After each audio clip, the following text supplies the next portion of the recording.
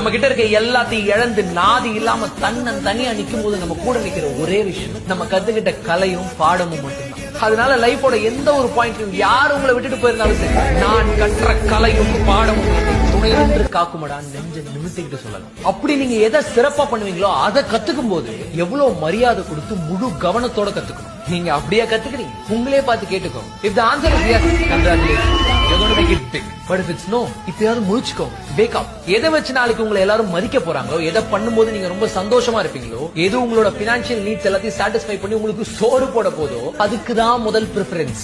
Breakup ஆயிடுச்சு, டிப்ரெஸ்டா இருக்கேன், வீட்ல பிரச்சனை, ஏமாத்திட்டாங்கன்னு சொல்லிட்டு இதை பார்த்துட்டு இருக்க நீங்க இப்போ லைஃப்ல எதை ஃபேஸ் பண்ணிட்டு இருந்தாலும் சரி, the one and only solution is focus on yourself, focus on the topmost priority, becoming what you are and becoming what you are meant to be.